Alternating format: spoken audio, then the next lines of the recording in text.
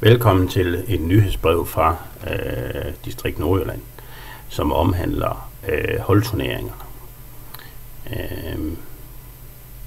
Vi er jo sådan set ved at være færdige med årets holdturneringer. Vi vil lige starte bagfra og kigge på Serie 1 i Distrikt Nordjylland.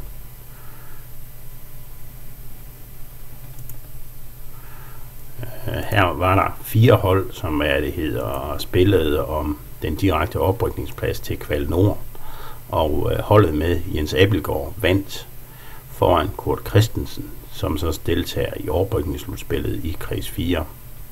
Hvis vi lige kigger på, hvem der var på Abildgaards hold, så var det Bjarne Weber og Jens Abildgaard selv, Else Lenz og Annie Wang og Preben Knudsen. På Kurt Christensens hold var det Niels Peter Ingelund, Bente Pedersen og Christian Uldal, sammen med Kurt selvfølgelig. Det bliver spændende at se, om distriktet kan få 2 hold op nu når at Kurt Christensen har været nede og spille oprykningsslutspillet, så er vi som bekendt meget klogere. Desværre må man jo sige, at deltagerantallet i Serie 1 er faldet væsentligt, efter at spillerne nu også skal betale et turneringsindskud, men sådan er det jo som bekendt bare. Hvis vi går lidt videre og over i kreds 4's holdturneringer,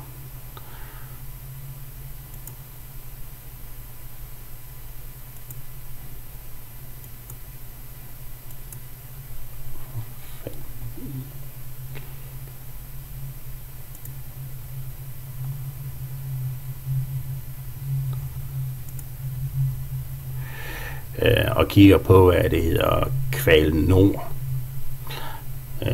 Der havde vi 4 hold med, og Kurt Als hold oppe fra Brovst vandt med 119,67. Det næste nordjyske hold er Svendsen på 5. pladsen med 88,58, og så endte Kim Nielsen på 8. pladsen og Ole Markus på 10. pladsen. Holdet, der rykket op, bestod af Morten Klug, Freddy Bondum, Jens Erik Stavsholm og Stig Allan Jensen fra Borgs Bridgeklub.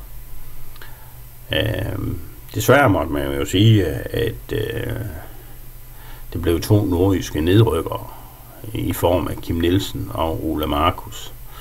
Så der skulle være en forhåbet flere deltagere i Serie 1 til den næste sæson.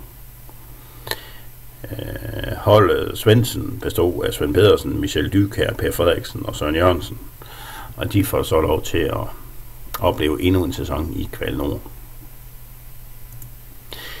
Går vi ind i mellemrækken og ser, hvordan det gik, så fik vi en oprykning til i det nordjyske til Per Gavne Jensen, der er lige nøjagtigt fik fat i 3. pladsen med 108,68 point.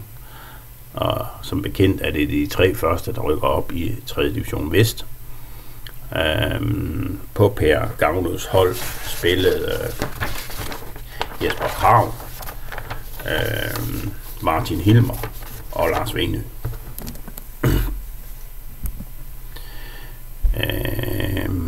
Det andet hold med nordjyske islet var Hans Jørgen Mortensen, som desværre sluttede på en 9. plads med 61,79 point.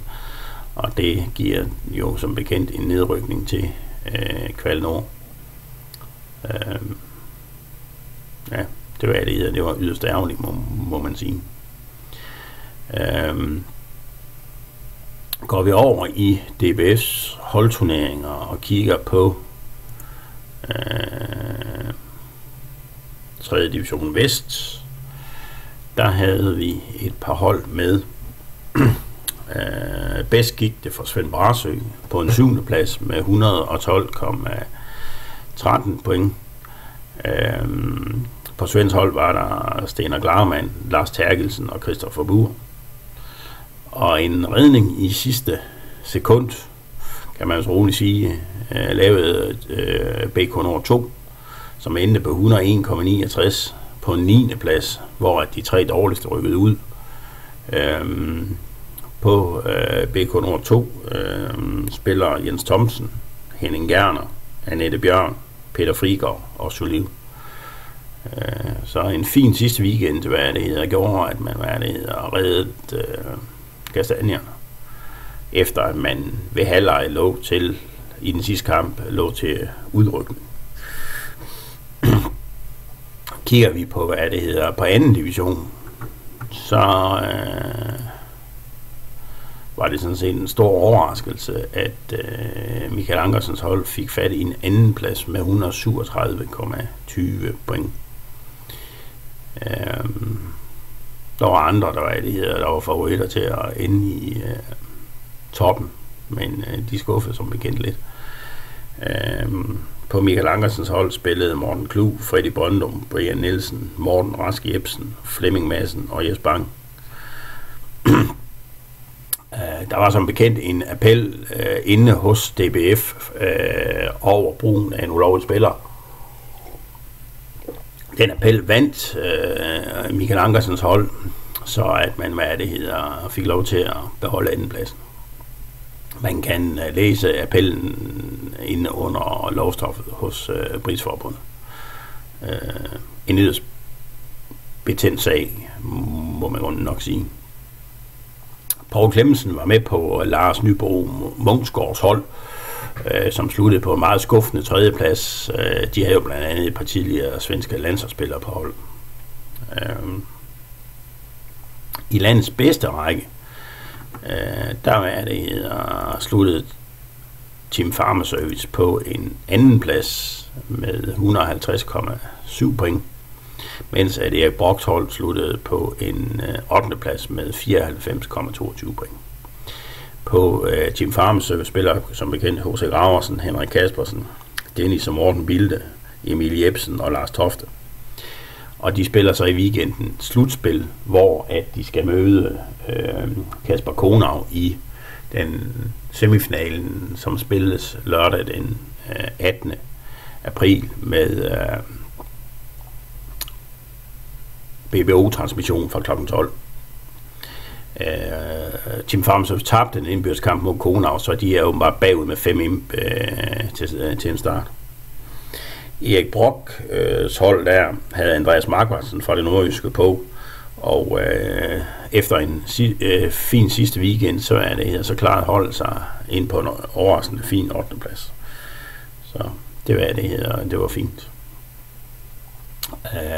Der er det BBO-transmission også søndag fra slutspillet. Det starter kl. 9:15, og vi må jo håbe, at Team Pharma Service nu får fat i de guldmedaljer, som de i flere omgange er blevet snydt for. Det var nyhedsbrevet fra distriktsrådet.